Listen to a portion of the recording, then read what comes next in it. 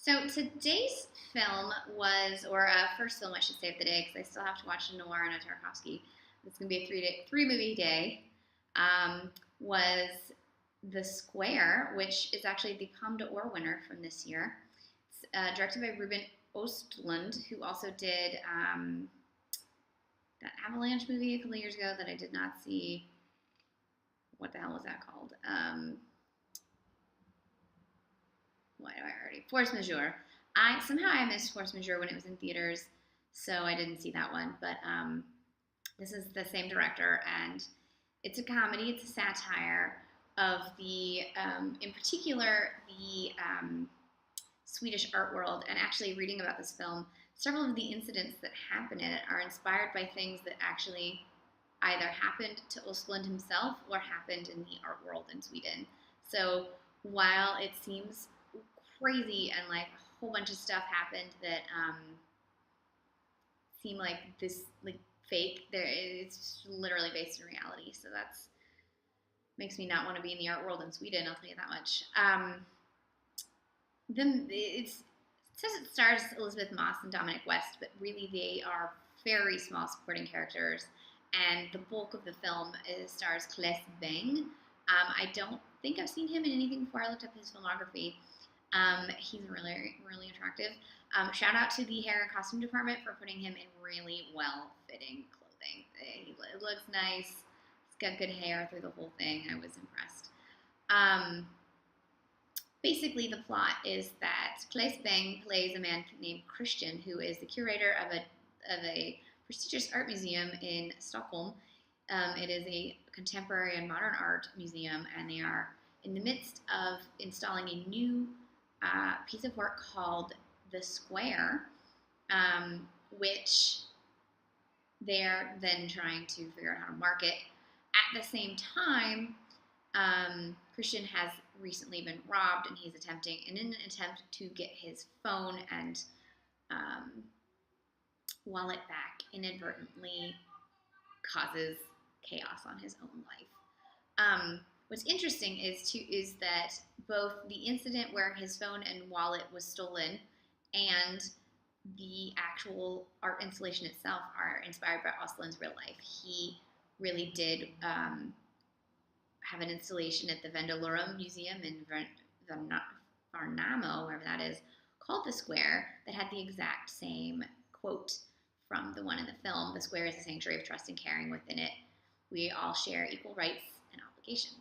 He also did indeed have his wallet and phone stolen in a similar manner from the movie. One can only hope in real life he didn't attempt to get his stuff back the same way the character does in this.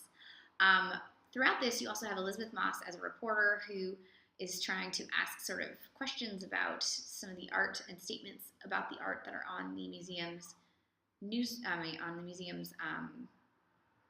website. There's also a PR company that's attempting to create advertising for this piece of artwork, and he's trying to balance all of this at the same time while continuing to make really poor decisions, all of which culminate in him realizing basically what he realizes at the end is that he's a selfish asshole, and unfortunately, by the time he has this realization, it's pretty much too late for every facet of his life.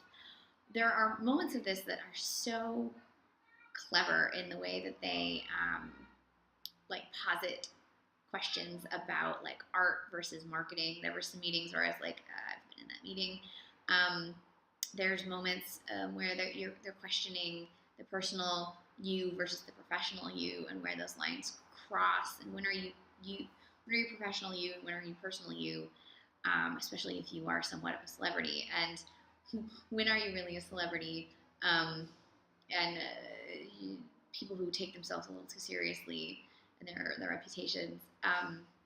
There's also this crazy performance piece. This is probably what most people know from the film because it's the image on the poster.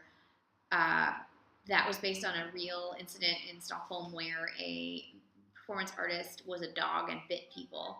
And in this version, it's a man who is an ape and attacks people in a fancy dinner party and comes very close to quasi, probably, maybe raping a woman. And part of that scene made me really uncomfortable for many reasons, but I suspect that it's not actually misogynistic. I honestly think it was a commentary on the way in which art can be misogynistic, and how far people will let it before they react, because that's really what the scene's about, is how far will you let this art push before you react. There's a lot of things it's trying to say, and a lot of questions that it poses about art and the responsibility of art and censorship and consumerism and the bourgeoisie, if you will, and the way in which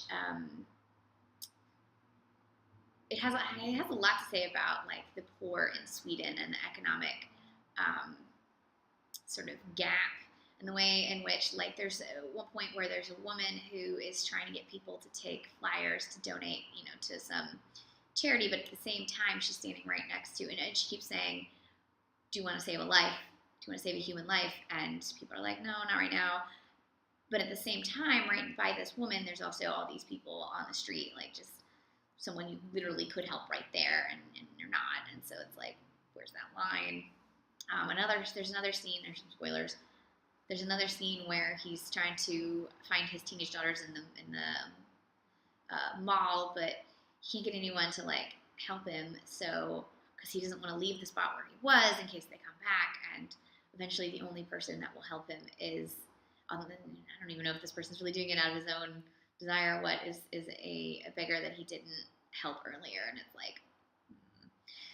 There's also a lot to say about racism in this film, and the way in which people of a certain economic status are afraid of other people of other economic statuses, and there's just a lot to say about society, and the way in which a lot of people will start trying to do the right thing, but then instead of just living by doing the right thing, they start thinking about how complicated society is and how society needs to change, and then suddenly they aren't thinking about their own actions anymore, they're thinking about society, and it's like, you gotta start with your own actions, and then society ripples, right? You kind of have to do both. You can't just start one place and then ignore it, because society's really the problem. So, I have some issues with the movie, and I think, like, I'm not sure how I felt about the Elisabeth Moss character, but I can't necessarily say the movie is misogynistic, because I think it's trying to say some things, and it really does present some women in the film.